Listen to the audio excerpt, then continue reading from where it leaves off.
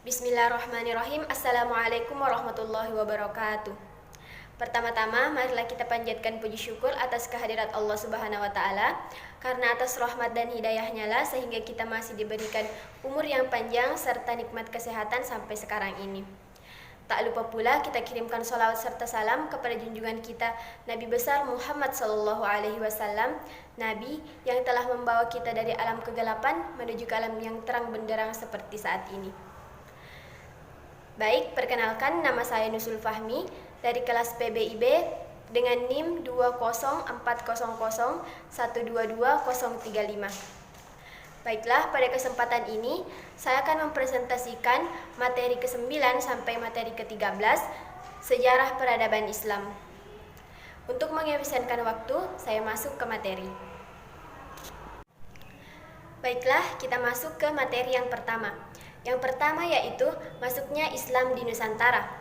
Sejak zaman prasejarah, penduduk Kepulauan Indonesia dikenal sebagai pelayar-pelayar yang sanggup mengarungi lautan lepas. Sejak awal Masehi, sudah ada rute-rute pelayaran dan perdagangan antara Kepulauan Indonesia dengan berbagai daerah di daratan Asia Tenggara.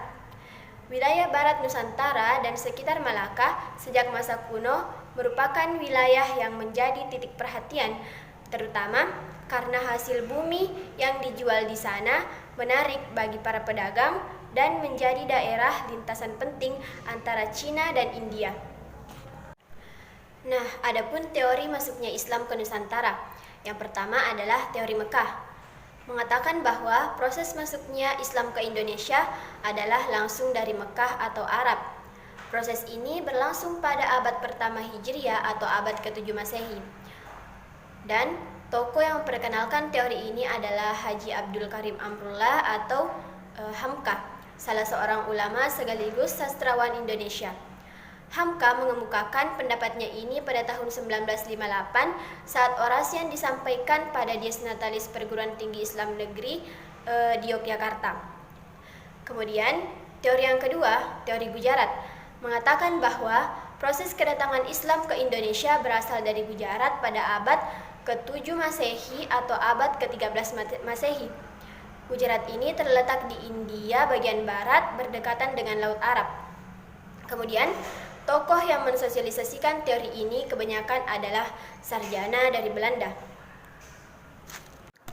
Kemudian, materi yang ketiga, teori Persia, mengatakan bahwa proses kedatangan Islam ke Indonesia berasal dari daerah Persia atau Parsi, kini Iran. Pencetus dari teori ini adalah Husain Jajaningrat, sejarawan asal Banten. Dalam memberikan argumentasinya, Husain lebih menitikberatkan analisisnya pada kesamaan budaya dan tradisi yang berkembang antara masyarakat Parsi dan Indonesia. Tradisi tersebut antara lain tradisi merayakan 10 Muharram atau Asyura sebagai hari suci kaum Syiah atas kematian Husain bin Ali, cucu Nabi Muhammad SAW. Kemudian, teori yang keempat, teori Cina, bahwa proses kedatangan Islam ke Indonesia, khususnya di Jawa, berasal dari para perantau Cina. Orang Cina telah berhubungan dengan masyarakat Indonesia jauh sebelum Islam dikenal di Indonesia. Pada masa Hindu-Buddha, etnis Cina atau Tiongkok telah berbaur dengan penduduk Indonesia, terutama melalui kontak dagang. Dan bahkan ajaran Islam telah sampai ke Cina pada abad ke-7 Masehi, di mana agama ini baru berkembang. Adapun proses Islamisasi di Nusantara melalui saluran perdagangan, saluran perkawinan, dakwah, tasawuf, pendidikan, kesenian, dan politik. Saya berikan satu contoh dari saluran perkawinan.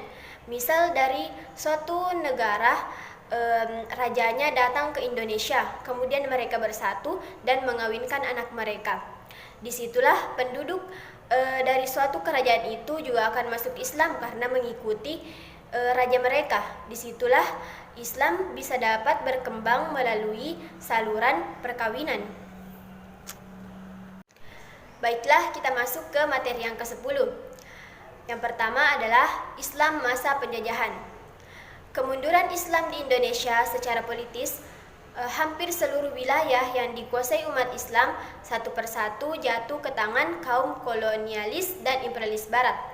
Mesir misalnya, sebagai pusat pengkajian dan perkembangan ilmu pengetahuan, keislaman jatuh ke tangan kolonial Prancis, kemudian ke tangan kolonial Inggris. Masa bangkitnya kesadaran nasional kejatuhan Mesir ini menimbulkan kesadaran kepada umat Islam bahwa sebenarnya mereka telah tertinggal jauh dalam bidang kekuatan politik, militer, ilmu pengetahuan, dan teknologi. Kemudian yang kedua, masa bangkitnya kesadaran nasional. Penyebaran dan pengaruh pembaharuan Islam modern ke Kepulauan Melayu Indonesia sejak awal abad ke-20 telah membangkitkan kesadaran bangsa. Khususnya umat Islam bangkit dengan berbagai gerakan-gerakan, baik gerakan politik, gerakan sosial keagamaan, dan keadaan yang disaksikan oleh bangsa Indonesia ini menggugah semangat bangsa Indonesia untuk bangun dari tidurnya dan menyongsong masa depan yang gemilang yang dikenal dengan kebangkitan nasional. Kemudian perubahan sosial yang terjadi di Nusantara ialah bahwa perjuangan yang dilaksanakan secara kedaerahan selama ini seperti perang di Ponorogo, perang Paderi, perang Aceh, pertempuran Hasanuddin dan lain-lain dianggap tidak efektif dalam mengusir penjajah Belanda. Kemudian yang ketiga, masa kritis Islam di Indonesia. Masa peralihan kekuasaan Jepang dari 1942 hingga 1945 memberikan kepada Islam tempat langsung dalam politik kemerdekaan dan Islam tetap berada di pusat politik Indonesia selama setengah abad yang lalu. Namun demikian, dalam hal konstitusi formal, kedudukan Islam selalu berada di pinggiran ketimbang di pusat. Dan menurut John L. Exposito, dalam dekade-dekade sebelum Perang Dunia Kedua dan selama pendudukan Jepang, peran Islam dalam politik dalam negeri melemah. Pertama, akibat tantangan nasionalisme sekular dan penindasan Belanda. Kemudian yang kedua, akibat kecurigaan Jepang atas loyalitas politik Muslim. Akibat melemahnya peran politik Islam, maka SI mulai bubar pada tahun 1920 Masehi. Karena buruknya administrasi internal dan diperparah dengan adanya pertentangan antara kubu Islam dan komunis, akhirnya SI tergeser oleh partai-partai sekuler.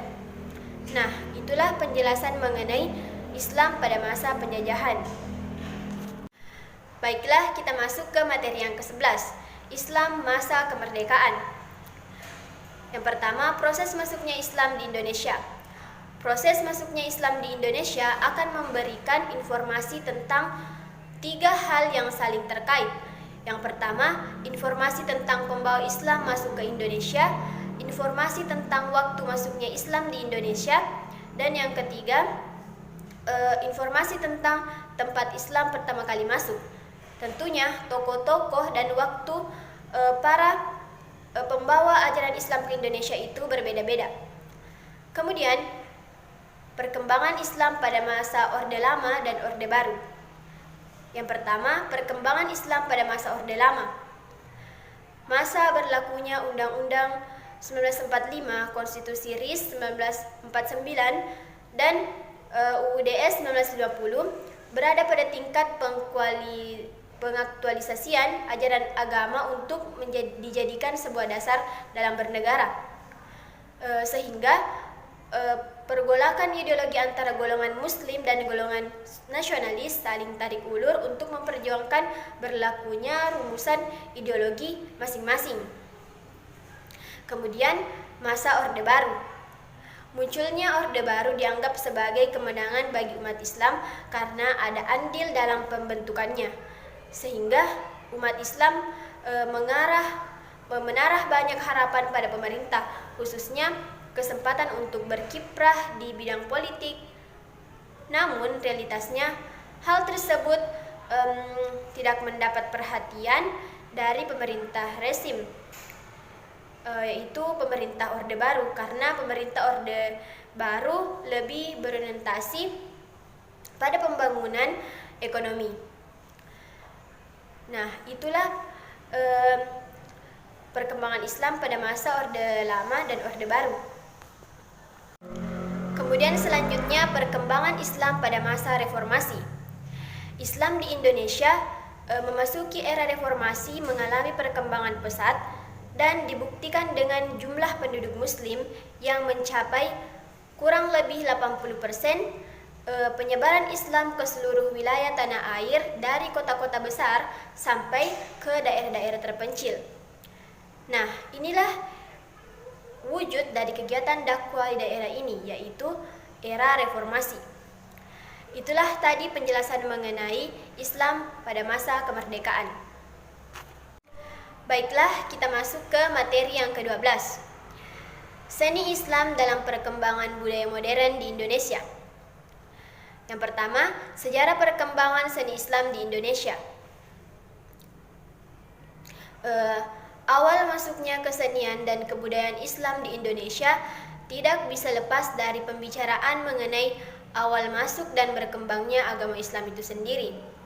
Teori-teori masuknya Islam ke Indonesia beragam, mulai dari teori Gujarat atau India, teori Persia, dan teori Mekah.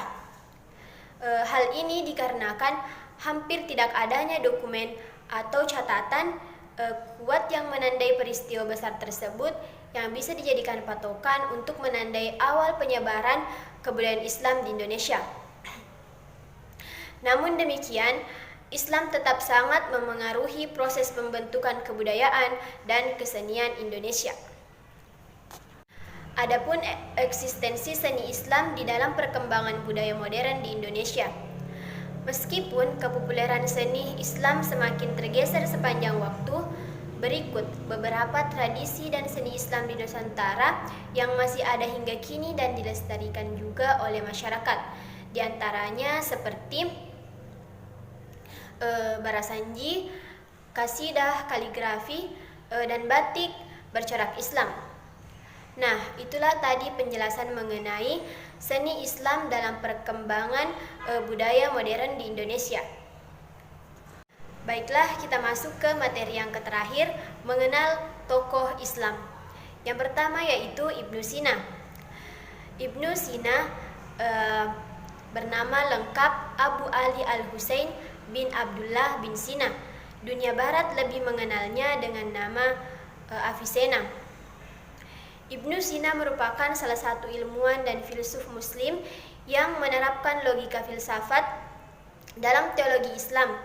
Sejarah mencatat Ibnu Sina telah menghasilkan ratusan karya tulisan dalam berbagai bidang ilmu pengetahuan termasuk matematika, geometri, astronomi, fisika, kimia, metafisika, filologi, bahkan musik dan sastra.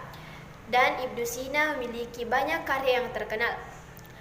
Kemudian yang kedua, Al-Sahrawi.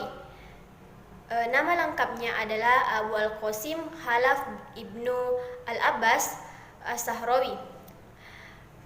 Ia lahir pada tahun 936 Masehi di Sahro. Ia telah memberikan kontribusi bagi dunia ilmu kedokteran, khususnya di bidang bedah.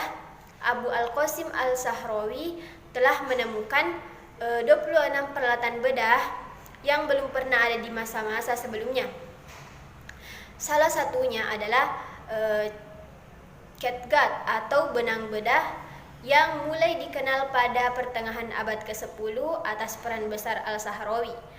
Al-Sahrawi membuat benang-benah bedah dari jaringan hewan, biasanya dari usus kambing atau sapi, sehingga dapat diterima oleh tubuh manusia dan halal untuk orang Islam.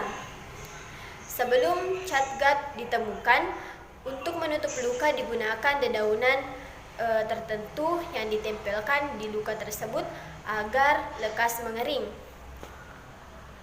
Kemudian tokoh yang ketiga, Al-Khawarizmi.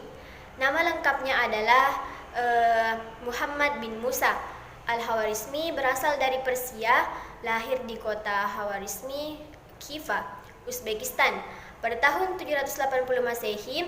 Selain menjadi seorang ahli matematika, Al-Khawarizmi juga menguasai berbagai bidang ilmu lainnya seperti astronomi, musik, filsafat, logika, ilmu hitung, geografi, dan kimia.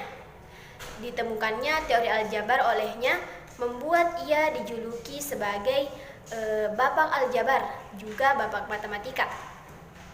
Kemudian ada pun beberapa tokoh lainnya seperti Ibnu Al-Haytham, yaitu seorang ilmuwan yang ahli dalam bidang sains, falak, matematika, geometri, pengobatan. Kemudian Ahmad Ibnu Tulun berjasa di bidang kesehatan. Kemudian Al-Bantani menulis kitab dan menghasilkan ratusan karya. Kemudian karya tersebut meliputi bidang ilmu fikih, tafsir, tauhid, tasawuf, dan hadis. Kemudian ilmu Haldun dikenal sebagai ulama segala ilmu, yaitu sejarah, sosiologi, politik, ekonomi, hukum, dan agama.